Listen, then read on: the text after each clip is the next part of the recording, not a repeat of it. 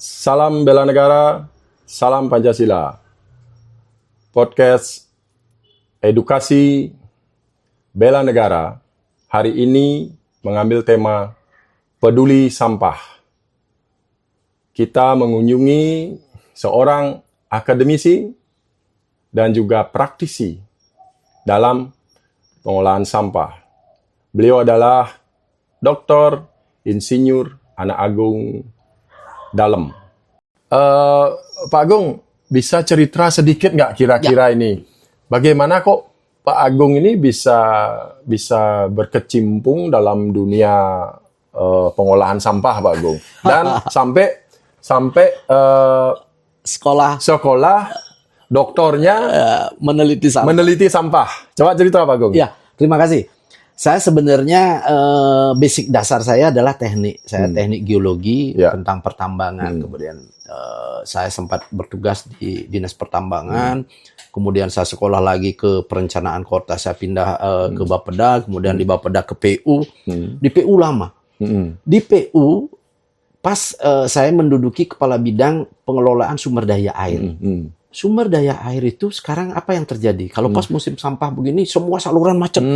Sungai-sungai penuh dengan sampah. Bahkan sekarang kalau lihat Pantai Kute, sudah tidak ada pasirnya. Sampah semua. Itu bagaimana sumber daya air itu kemudian menjadi masalah ketika banyak sampah. Saluran-saluran menjadi macet. Nah, itu yang kemudian membawa saya kemudian pindah menangani sampah di Dinas Lingkungan Hidup. Nah, di lingkungan hidup lah kita kemudian seperti pemikiran Pak D, dari dulu kita nangani sampah udah clear apa yang terjadi gitu. Bolak-balik macam-macam kita lakukan kok tidak clear, sampai saya kemudian sekolah lagi, saya teliti itu apa yang terjadi. Nah, itu saking penasarannya. Itu yang kita temukan bahwa terjadi resistensi di masyarakat karena beberapa penyebab. Karena dulu orientasinya kita ada teben, sekarang teben sudah terbangun, akhirnya terpaksa orang membangun pengolahan sampah di bagian hulu dekat pura, akhirnya ditolak. Bayangkan di Badung itu TPS 3R sangat sulit untuk mencari lahan. Pernah ada TPST yang kita bangun kemudian ditolak. Kemarin di Canggu ada lahan pemerintah mau kita bangun TPST ditolak. Nah, itu ada miskonsepsi. Kemudian ada juga terlalu banyak kepentingan. Umpama kita mau bangun TPST, ternyata di sana ada villa, kepentingannya beda kan? Betul. Akhirnya dikalahkan ini. Kepentingan yang lain seperti yang tadi bahwa kita daur ulang bisa dijual. Tapi kemudian ada kepentingan lain bahwa bisnis sampah itu tidak serta-merta bahwa sampah itu kan harusnya kita sadar, ayo kita beli, dampaknya bersih. Tetapi dia kemudian kepentingannya harus dapat untung banyak. Akhirnya sampah yang sudah dikumpulkan oleh bank sampah tidak bisa terjual dengan bagus karena harga turun. Akhirnya harus digudangkan.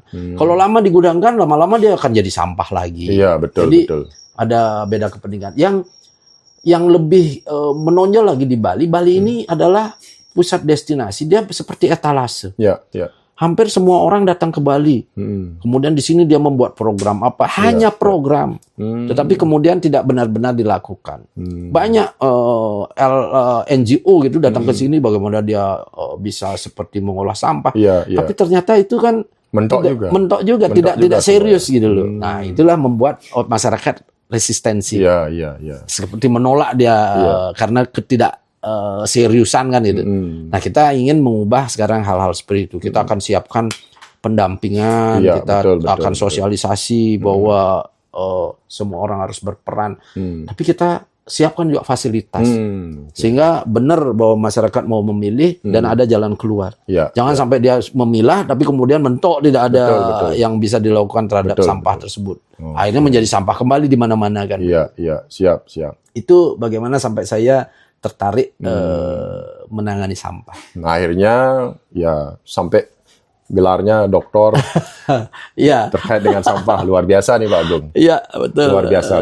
Terima kasih karena ada kesempatan, kemudian ada persoalan yang tertarik untuk kita teliti dan sekarang kita sumbangkan hasilnya.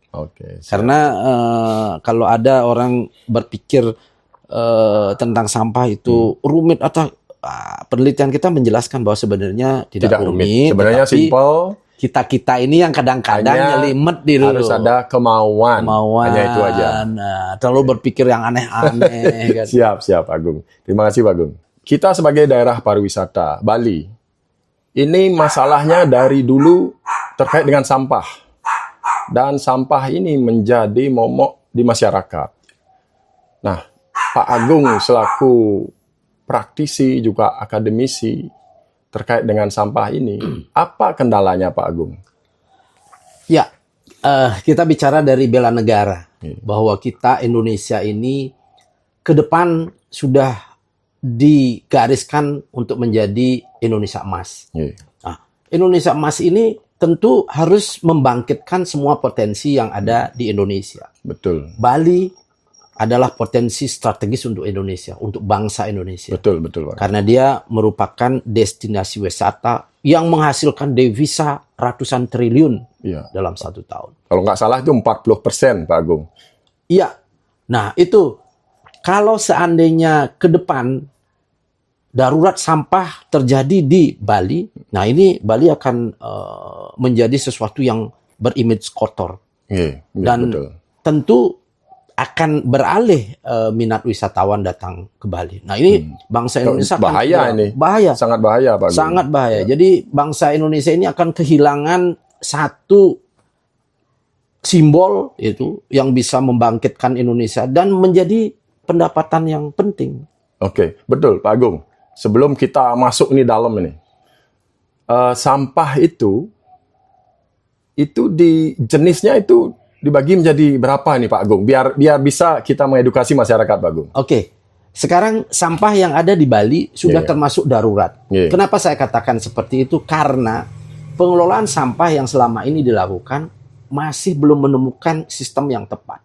Jadi TPA Suwung menggunung sampai 50 meter. Iya, betul. Kemudian pengelolaan sampah di desa-desa belum bisa berjalan. Padahal kita sudah punya peraturan gubernur nomor 47 tahun 1219 tentang pengelolaan berbasis sumber. Nah, kalau kita mau berpikir sederhana bahwa sampah itu sederhana sekali, hanya 2. Adalah organik dan organik. Organik dan anorganik. Anorganik. Ya. Tetapi sebenarnya di anorganik itu masih ada beberapa jenis. Dibagi lagi, anorganik. Adalah bahan yang bisa dimanfaatkan kembali. Kemudian ada bahan yang didaur ulang. Kemudian di organik masih ada 2. Itu sampah kebun dan sisa makanan. Sampah kebun dan sisa makanan, ada 2. Jadi ada 4 ini yang harus kita perhatikan. Kalau ini sudah kita perhatikan, sisanya itu adalah residu. Dan residu itu tidak banyak. Hanya 10% dari sampah kita. Selain itu mungkin ada B3 seperti baterai, lampu, atau elektronik. Itu kan jarang sekali kita buang. Itu kalau dari segi jenis. Itu dari segi jenis sampah ya Pak Agung ya. Berarti dari segi penanganannya bagaimana Pak Agung sampah ini? Nah, sesuai dengan jenis-jenisnya itu, bagaimana penanganan sampah? Ya, ini yang sedang kita bangkitkan kesadaran masyarakat kita bahwa pengelolaan sampah kalau tanpa dilakukan pemilahan, sampah itu menjadi sampah semua. Berarti pemilahan itu sangat penting Pak Agung ya? Pemilahan sangat penting. Karena ketika dia dipilah, apalagi saat dipilah kita urati sedikit, jangan sampai yang kotor tercampur. Makanya sampah anorganik itu bukan sampah, dia akan menjadi bahan daur ulang. Berarti sampah anorganik yang bersih, yang terpilah bisa menjadi daur ulang. Itu contohnya apa Pak Agung? Contohnya ketika plastik botol. Berarti plastik ya? Botol lah, PET gitu. Botol plastik. Itu kalau dia bersih, kita udah hilangin labelnya itu kan dia, kalau label itu residu dia karena akan mengotori bahan kan. Kalau dia botolnya itu sendiri didaur ulang lagi di pabriknya, kembali jadi botol atau jadi sesuatu selain botol itu. Plastik kresek begitu juga, kalau dia sudah terpilah kemudian bersih, itu bukan sampah. Itu bahan daur ulang. Berarti itu bahan daur ulang. Ya, bisa jadi bermacam-macam. Bisa dia kresek ulang dengan warna yang berbeda, bisa dia menjadi papan, menjadi bahan-bahan baju, tas. Betul. Nah, itu.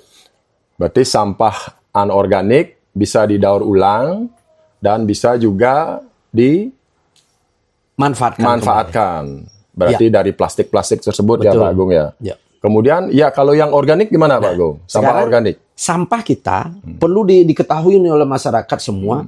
Kita laju pertumbuhan sampah itu besar. Kalau tahun 2019 sampah per kapita kita satu orang dari kita menghasilkan sampah cuma setengah kilo. Setengah kilo Sekarang per orang. per orang sekarang sudah menjadi 0,91 kilo, 0,91 kilo. hampir 1 kilo. Oke. Satu orang per hari. Satu orang ya. Jadi kalau 1 kilo satu orang, kalau satu rumah itu 4 orang, ya 4 Berarti kilo 4 dia sehari. sehari Produksi sampah kita itu dari rumah tangga. di rumah tangga per orang 1 kilo. 1 kilo. Kalau 4 orang 4 kilo per Kalau hari. itu dijadikan sampah semua, bayangkan itu 4 kali. Berarti kali penduduk kota jumlah kita. penduduk kita Ya ya, kalau jumlahnya kalau Bali itu, juta Bali kan ada 5 juta. 5 juta. Berapa sampah? Gila. Itu yang seharusnya kita sadari. Nah, dalam kesempatan ini, dalam momen PON Bela Bela Negara, negara ya. kita harus sadari kepada masyarakat Ya. semua untuk bisa mengelola sampah. Caranya apa? Sederhana. Ayo kita pilah sampah itu. Jaga Berarti- dia tetap bersih. Berarti sampah organik, anorganik dipilah. Dipilah. Nah, dari sampah ini komposisinya Pak Agung. Iya. Sesuai dengan pengalaman Pak Agung. Itu jumlahnya berapa Pak Agung? Perbedaannya antara sampah organik dan Iya. organik rata-rata di masyarakat Pak Agung. Ya, rata-rata di masyarakat kita sudah ukur bahwa sekarang aja bisa lihat di dapur kita. Persentasenya Pak Agung. Persentase 60-70% adalah organik. 60-70% itu organik. Bahkan itu 60%-nya sampah sisa makanan. Sisa makanan Oke, ketika oke. kita memasak ada kol, ada cabai tersisa, itu sisa makanan. Itu sisa makanan. Kita habis makan kemudian sisa makanan. Berarti kalau 70% ini sudah dibersihkan di rumah masyarakat masing-masing, dipilah. Sudah nggak Itu jadi masalah. sudah tidak menjadi masalah. Berarti tinggal 30%. 30% itu pun 20%-nya adalah daur ulang Sampah daur ulang. yang bisa dimanfaatkan kembali. Betul. Hanya 10% yang akan kebuang ke TPA. Berarti yang benar-benar kebuang yang 10%. 10%. Yang 10% itu apa? 10% Sampah itu apa, Pak Agung? residu. Residu itu ya sekarang ada popok, ada pembalut, wanita, puntung. Berarti yang tidak rokok. bisa hancur, Pak Agung, maksudnya? Iya, masih Yang tidak sulit. bisa hancur. Artinya masih sulit kalau kita harus proses. Kalau sampah elektronik tuh bagaimana, Pak Agung? B3 yang bahan berbahaya, Ya. bahan berbahaya, bahan Kalau beracun. kalau yang di rumah ada elektronik, ada obat-obatan juga di rumah, ada lampu, itu namanya sampah spesifik karena Sampah dia spesifik. limbah B3 yang ada di rumah tangga. Berarti itu termasuk 10% itu, Pak Agung? Termasuk 10%. Termasuk 10% ya? termasuk Berarti 10%. penanganannya semua langsung dibawa ke Tapi dia memiliki jalur yang beda. Dia akan dibawa ke berarti itu tempat disortir pengolahan. lagi. Itu disortir lagi. Itu disortir lagi. Jadi Oke, anorganik oke. itu yang tadi bisa dimanfaatkan kembali, kemudian bahan daur ulang kan Betul, begitu. Ada betul. residu itu yang ada popok-popok. residu, ya.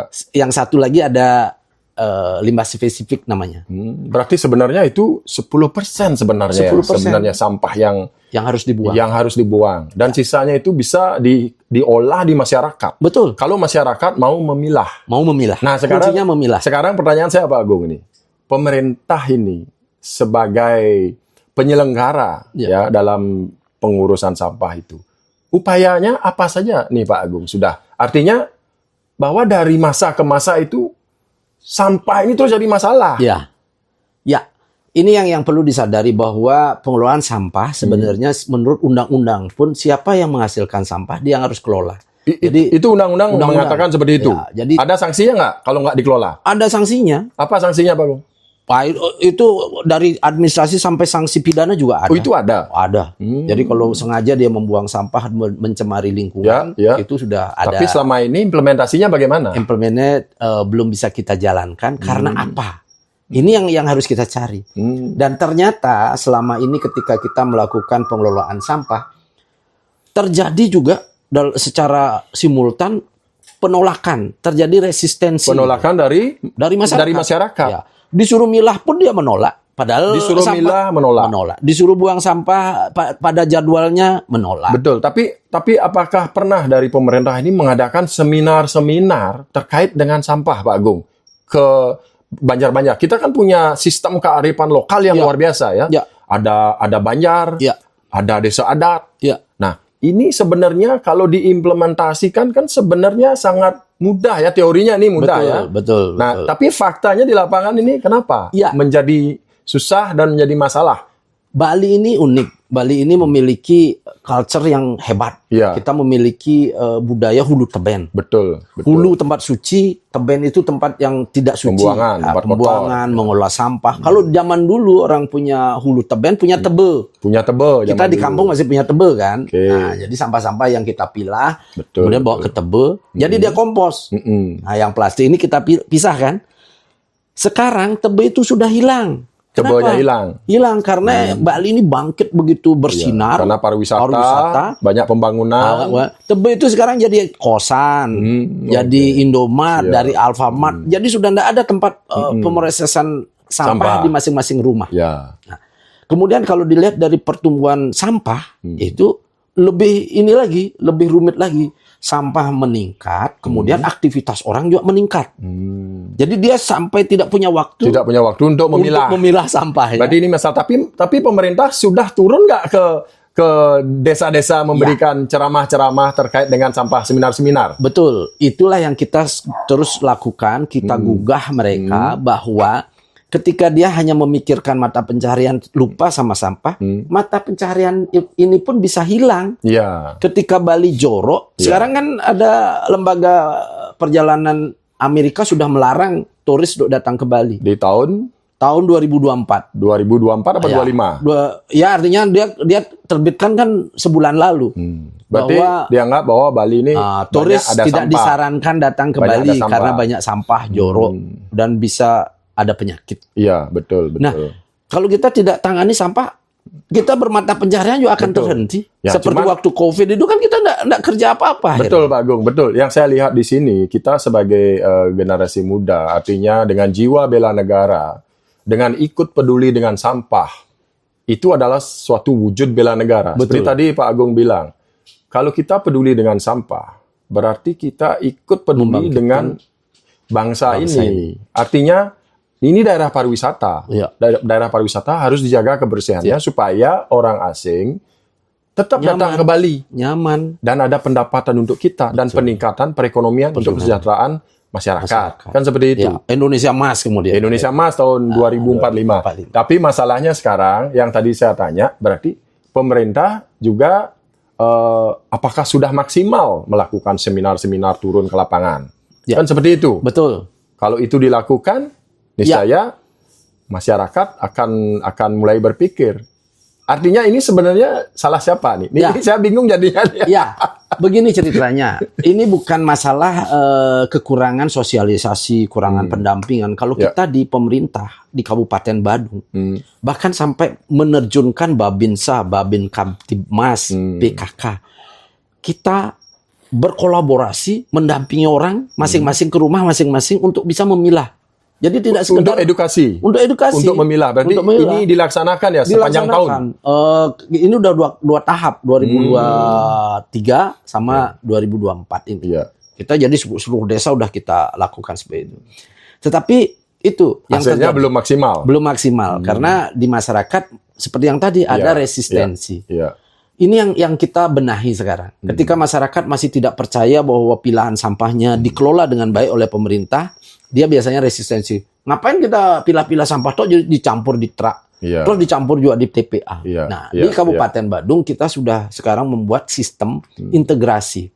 Bahwa di desa itu kita bangunkan TPS 3R, yaitu tempat pengelolaan sampah, reduce, reuse, recycle. Nah, di sana akan ada kelompok yang membina desanya itu untuk memilah sampah. Sehingga sampah yang masuk ke TPS 3R dia terpilah. Ada sampah anorganik, sampah organik, ada residu, ada B3. Iya. Di sana dia kemudian membuat kompos. Iya, betul. Kita integrasikan kalau seandainya hanggarnya tidak cukup untuk membuat kompos karena masyarakatnya banyak. Iya. Kita bantu, kita akan tarik bawa ke pusat daur ulang kami di Mungitani. Kita buatkan kompos karena kita memiliki mesin pembuat kompos RAX namanya dengan bahan baku organik 50 ton sehari. Iya. Nah, kita akan kumpulkan ke sana. Tetapi sebenarnya di desa itu yang harus dilakukan betul-betul pengurangan sampah. Pengurangan sampah. Berarti dari tadi itu pembicaraan kita itu 70% ini harus hilang. Harus hilang. 70% harus hilang. Ya, dikurangi lah paling tidak kan. Ya, berarti masyarakat itu harus benar-benar memilah yang seperti Haji lakukan. Memilah semua sampah-sampah, plastik dipilah, dicuci, dibersihin, dipisahkan. Betul. Kemudian Sisa makanan dipisahkan. Organik dipisahkan, sisa makanan dipisahkan. Niscaya ini akan berjalan bagus. Ya. Nah, sekarang ini kita lihat, ini ternyata tidak pernah berjalan bagus sampai sekarang. Nah, upaya apa sebenarnya yang bisa dilakukan pemerintah dengan teknologi modern atau apa untuk pengelolaan sampah, Pak Agung?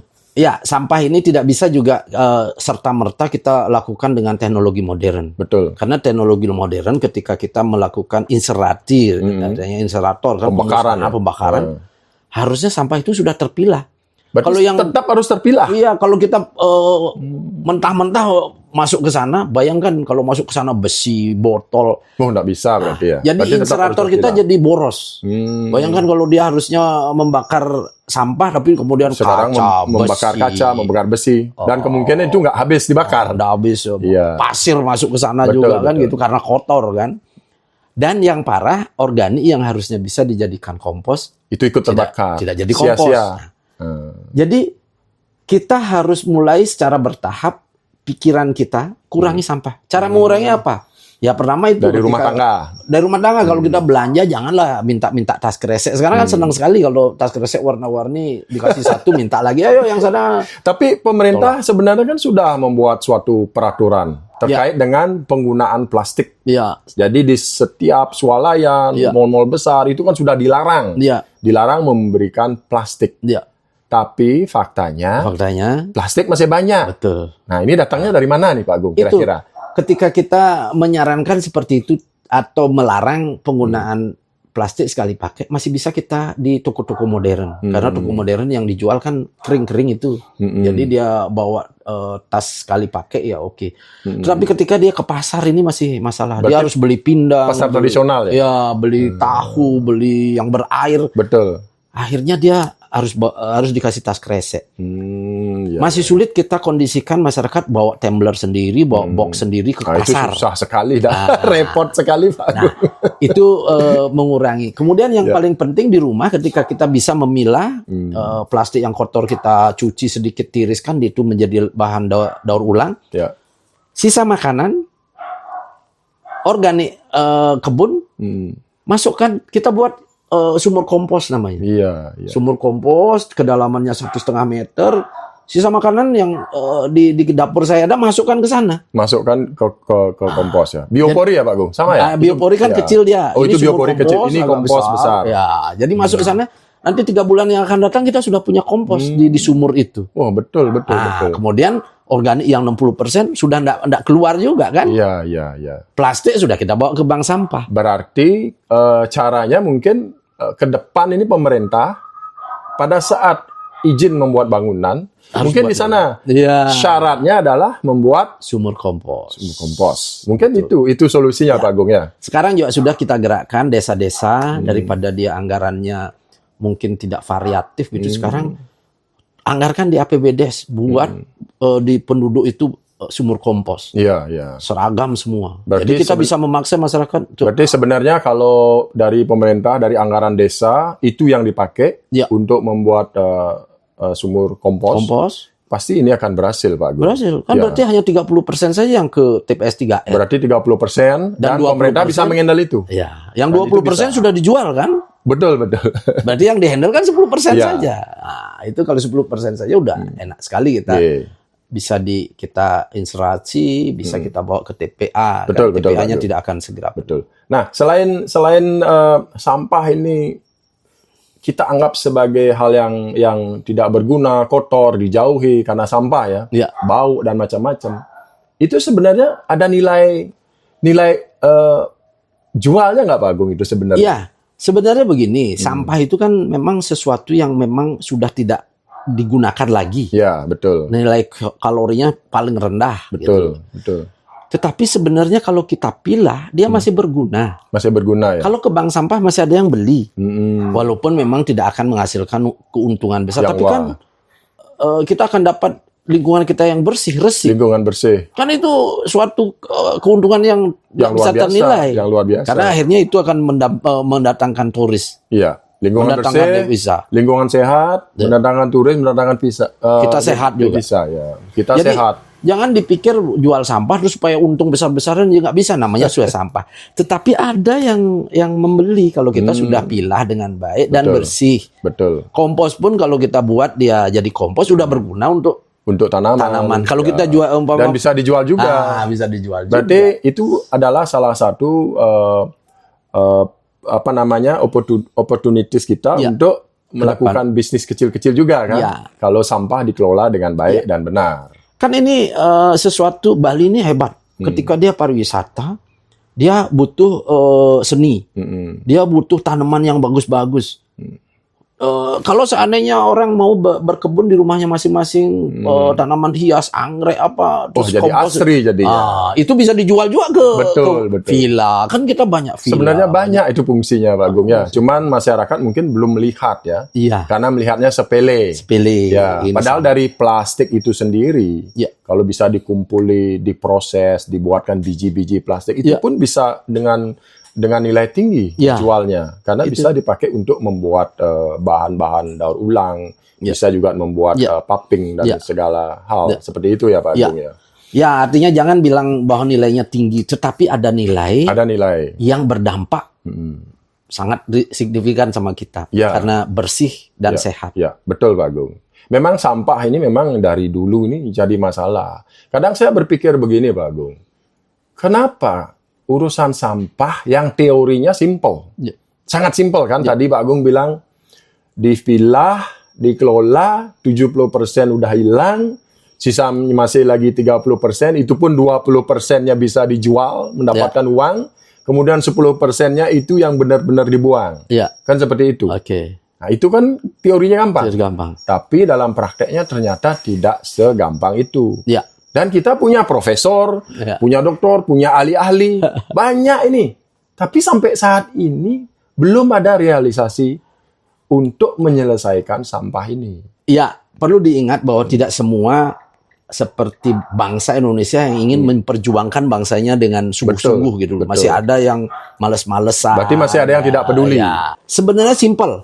Di dapur langsung aja kita habis masak itu sisa makanan, terus plastik kalau dia ada misi makanan sedikit bawa ke ember atau dia pilas sedikit, kardus kita lipat, Betul. sisa tisu, puntung rokok itu beda. Itu sudah clear. Udah selesai. Udah Pak Agung. selesai. Kemudian sisa makanan yang di ember kita bawa ke sumur kompos, selesai. Udah selesai. Berarti Apa jadi masalah lagi? sebenarnya tidak ada masalah. Nggak ada masalah. Sebenarnya kalau mau dijalankan. Mau dijalankan. Berarti Dan ini simple. Ini masalah kemauan berarti Pak Agung. Betul. Masalah kemauan, ya. kesadaran. Ya karena memang Pak Agung, masyarakat kita memang harus diberikan banyak seminar-seminar, edukasi-edukasi, karena itu sangat penting. Ya. Karena membela negara tidak hanya dengan berperang. Ya. Membela negara supaya negara ini selalu eksis, Ya. negara ini menjadi negara maju. Ya masyarakatnya harus ikut Betul. berjuang. Betul. Salah satu contohnya ini. Ini. Seperti yang Pak Agung lakukan, pengelolaan sampah Ya. yang begitu sederhana. Ya. 70% selesai di rumah, 30%, yang 20% dijual, 10% diambil. Niscaya pemerintah menjadi ringan. Beban pemerintah menjadi ringan. Iya. Oke. Luar biasa nih Pak Agung. Ya. Ini perlu memang diteruskan kemana-mana bahwa yang simple itu kadang-kadang dari perspektif orang itu dilihat kayaknya rumit gitu. Padahal tidak rumit. Tidak rumit. Padahal tidak rumit ya. Benar-benar Pak Agung. Kita harus Berarti terus ini hanya untuk kemauan dari kita Ya. untuk mengolah sampah itu. Nggih. Dan tadi seperti Pak Agung bilang, kita sudah capek-capek memilah, ternyata di truk dijadiin satu lagi. Nah, itu maksudnya gimana Pak Agung? Ya, kan begini, ketika kita menyuruh memilah masyarakat, tapi kemudian kita kekurangan atau belum membangun fasilitas persampahan yang benar, nah itu berbahaya juga. Berbahaya kan akhirnya masyarakat tahu bahwa setelah dipilah, kemudian dicampur ulang karena tidak ada fasilitas yang bisa mengolahnya. Nah, kalau kita di Badung sudah upayakan sekarang membangun fasilitas itu. Berarti sudah ada ya fasilitas sudah itu ada. Pak Agung? Contoh ketika TPS 3R kita harapkan dia memilah, kemudian dia bilang, Pilihan saya penuh loh, bawa kemana? Jangan sampai dibuang ke TPA, tidak. Karena cacahan organik kita akan buat kompos di pusat daur ulang. Oke. Kemudian kalau dia ada residu kita bakar di pusat daur ulang. Kalau dia ada yang bisa berguna, kita siapkan bank sampah induk yang siap membeli. Clear. Baru masyarakat akan sadar. Tapi tadi saya kurang paham itu Pak Agung. Tapi tadi kan dibilang dipilah terus nanti diterap lagi dijadiin satu. Terus Pak Agung bilang diperlukan suatu fasilitas untuk menyelesaikan permasalahan itu. Ya. Nah, yang saya lihat kan 70% sudah bersih. Kan masih lagi 30%. Kenapa jadi masalah? Kenapa lagi perlu proses? Iya, ternyata sekarang ini tidak semua orang memiliki halaman. Kalau yang bikin halaman kan dia buat sumur kompos.